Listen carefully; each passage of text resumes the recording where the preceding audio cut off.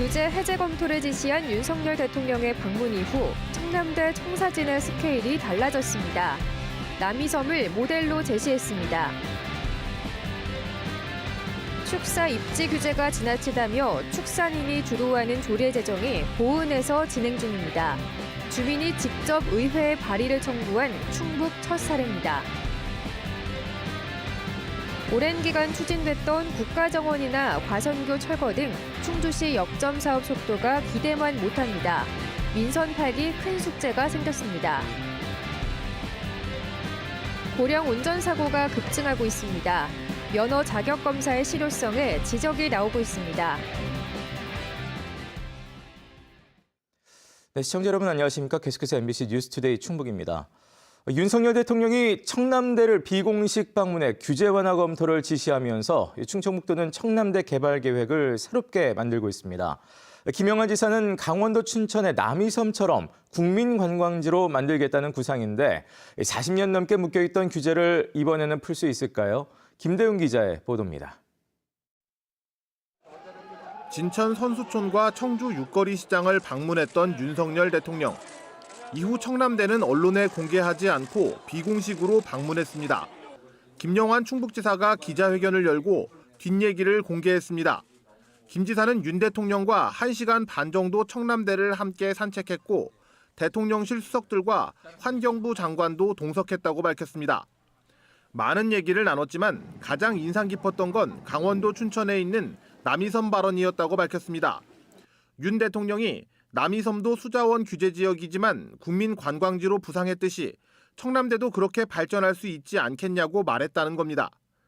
이 자리에서 한화진 환경부 장관은 수자원 규제를 한 번에 푸는 문제는 어렵지만 공공목적의 시설에 대해서는 허용하는 것을 전향적으로 검토하겠다고 말했다고 김 지사는 전했습니다. 김영환 지사는 사실상 규제가 풀린 것이라고 해석했습니다.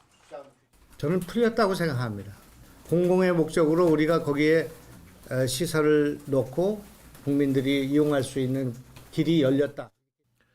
김 지사는 청남대를 역대 대통령 기념 공간이 아니라 남이섬 같은 젊고 새로운 문화 공간으로 바꾸겠다고 밝혔습니다. 윤석열 대통령과 청남대를 주제로 한 남이섬처럼이라는 시를 지어 윤 대통령에게 보내고 기자회견장에서는 직접 낭독하기도 했습니다. 그는 갔다 구름처럼 청남대를 우리에게 다시 던져주고 그가 가고 청남대의 봄이 왔다. 저는 청남대의 봄이 왔다고 생각합니다.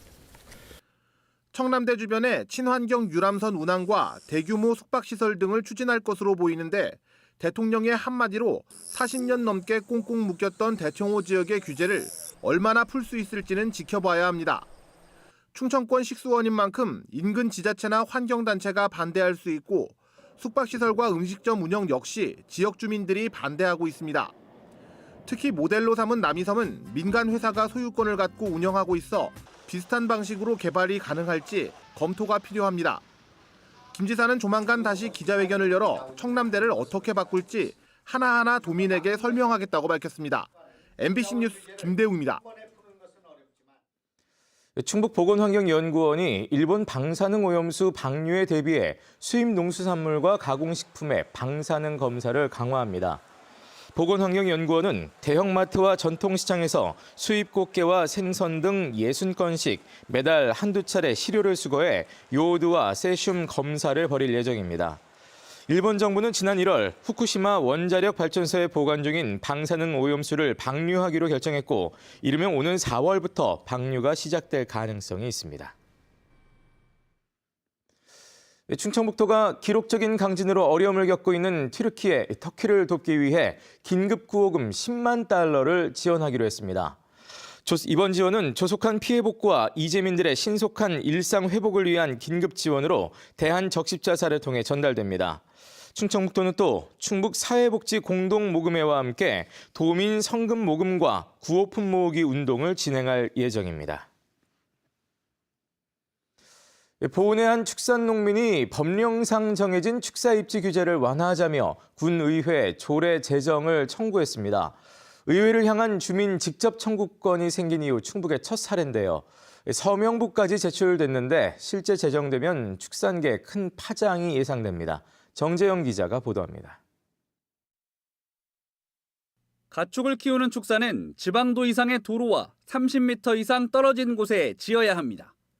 구제역이 전국을 휩쓴 뒤 2013년 2월에 생긴 시행령 규정 때문인데 차량을 통한 바이러스 전파 차단 등 방역을 위한 것으로 알려져 있습니다.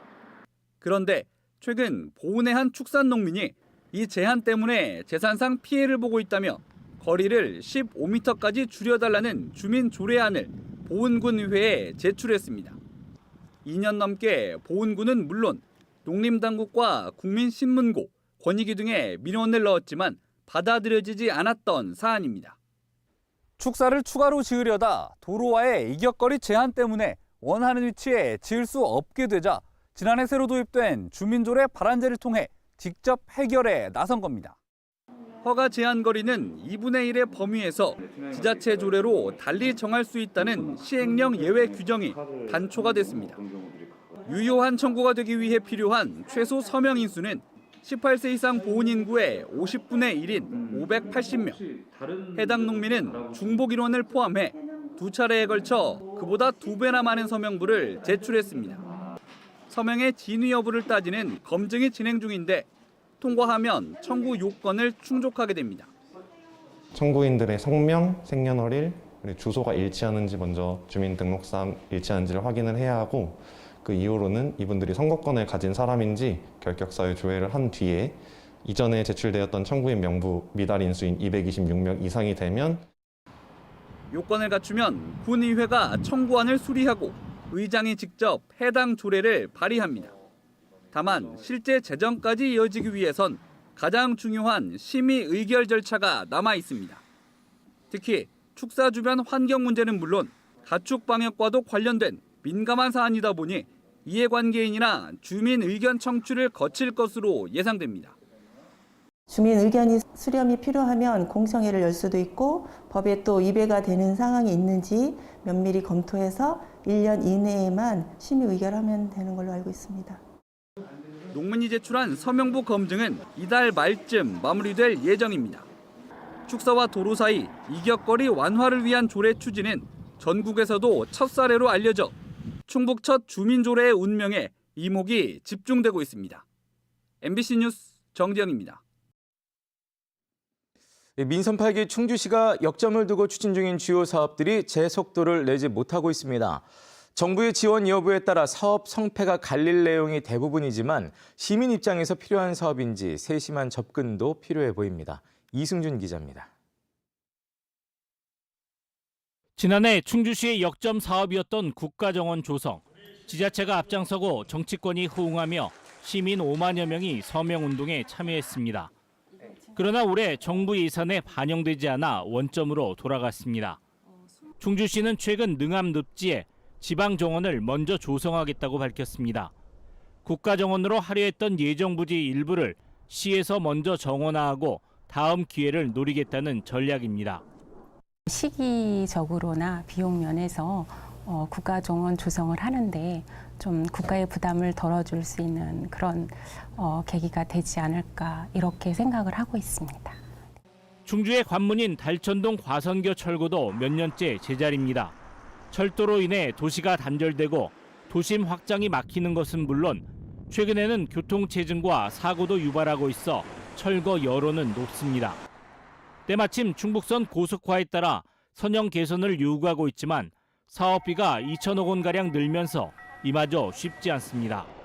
9만 명의 시민 서명을 전달했지만 기획재정부는 여전히 부정적인 입장입니다. 사업계획 변경에 따른 이제 사업비가 증가가 돼서 거기에 따른 KDI에 대해서 지금 사업에 대한 타당성에 대해서 지금 심의 중에 있습니다. 올 상반기 내로 노선이 고시가 되지 않을까 예상하고 있는데요. 그거는 일정에 따라서 변경이 될 수 있습니다. 시유지에 직접 골프장을 만들어 싸게 이용할 수 있게 하겠다는 시민 골프장 조성도 어려움이 예상됩니다.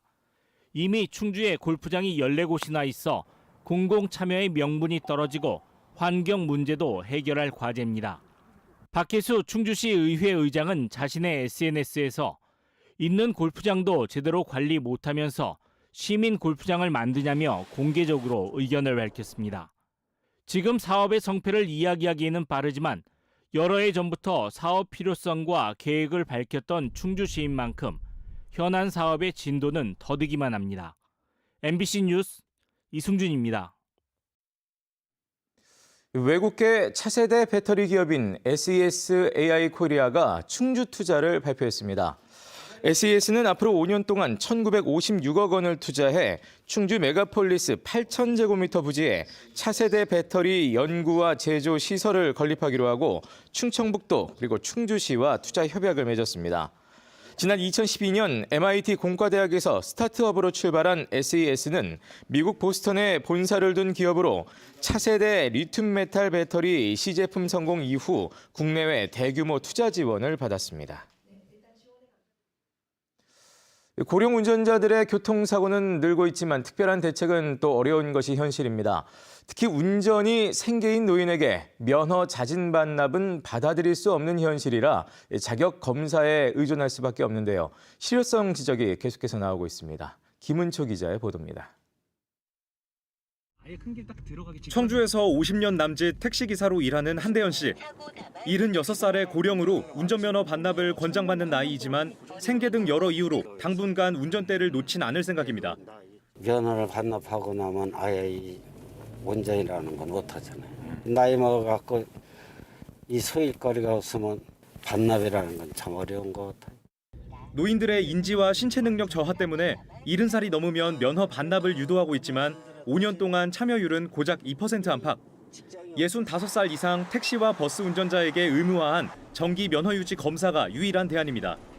시야, 각, 도로 찾기 등 인지 능력과 반응 속도 등 7가지를 검사하는데 이걸 책상에 앉아서 합니다.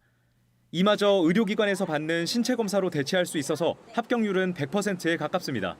잘 설계가 되어 있는데 판정 기준을 너무 강화해버리면은 또 운수종사자 생계랑 직결이 되어 있다 보니까 강화는 하지만 합리적으로 좀 조정할 계획을 갖고 있고, 사업용 차량이 아닌 일반 고령 운전자는 더 낮은 강도로 시력 등 신체와 인지 능력 검사만 받습니다.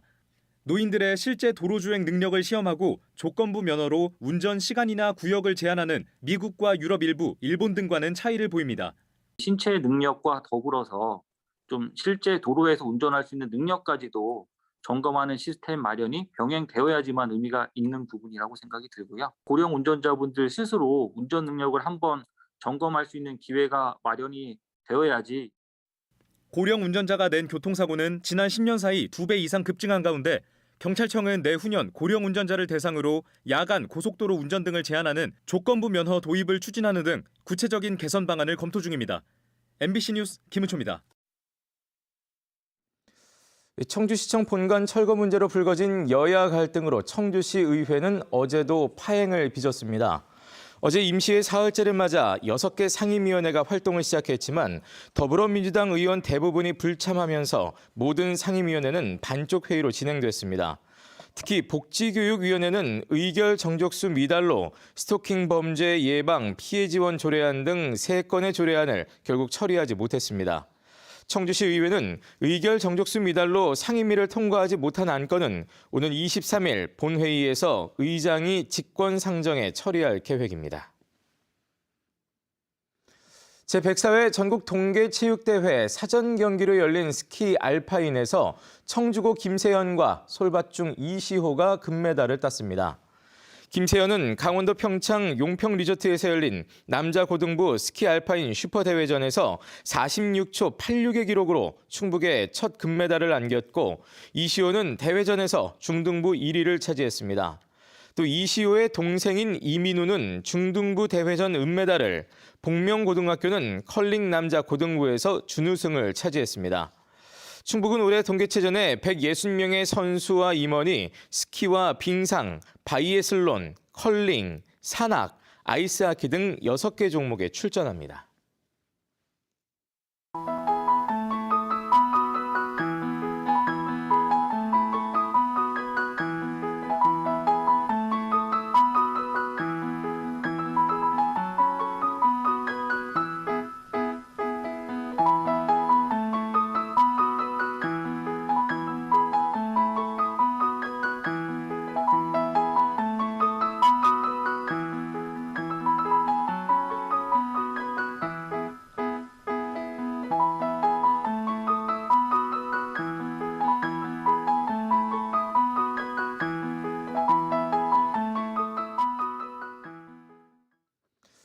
수십억 원을 빼돌린 혐의로 재판에 선 청주의 한 지역주택조합 전 조합장과 업무대행사 관계자에게 실형이 선고됐습니다.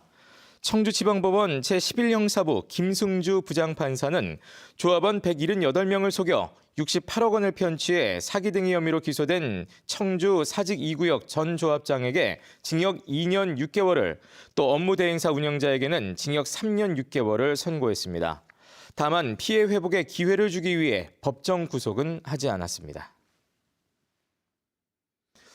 청주 모충동에 청년 창업 공간을 조성 중인 SK하이닉스와 서원대 등이 공동으로 창업 공모전을 만듭니다. SK하이닉스와 서원대, 또 한국청년기업가정신재단 등은 청주 모충동에 조성 중인 청년 창업파크, 일명 스파크 활성화를 위한 협약을 맺고 스파크 입주기업을 선발할 창업 공모전을 공동 기획해 개최하기로 뜻을 모았습니다. 1,400제곱미터 4층 규모로 조성 중인 청년 창업파크는 내년 초에 준공될 예정입니다.